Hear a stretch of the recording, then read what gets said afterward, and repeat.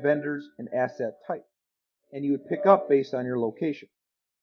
Our asset application gives the ability to assign the different types of assets like lease, rental, contract, and service, which will have a start date and end date.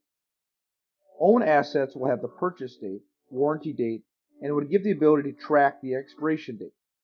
While coming to asset owner groups, we can define the group emails IDs who can receive the notifications about this asset. If you want to get an alert notification, you can enable it. Before using this application, it is advised to define categories, subcategories, vendors, projects, etc., so that it is easier for you to pick the choice while adding new assets. In category, you can define categories of the assets like software, hardware, electrical equipment, etc. Similarly, you can define subcategories under those categories. For example, in hardware, you can define desktop, laptops, servers, etc.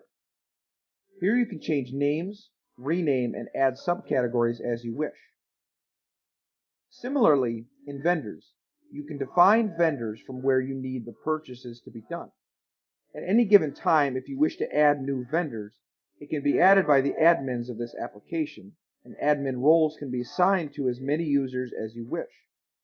We can add projects to the asset record, which gives the ability to track various projects based on certain projects. Settings. We can assign Office 365 or SharePoint users to this application. Further, you can provide various roles to the users based on the needs. Here you can add your custom fields with all the basic information like serial numbers, expiration dates, purchase dates, vendors, etc. But if you feel you need to add a couple of more columns, you can customize and rename as per your needs. You can enable and configure various notification reminders for expiration dates. You can set up 3 different reminders like 1 day prior to expiring, 1 week prior, and 1 month prior, as many days as you want.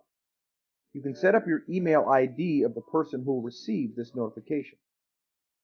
Thank you for spending time with us. I hope I have covered most of the important points. If you want more information, please feel free to ask us at info@cubiclogics.com.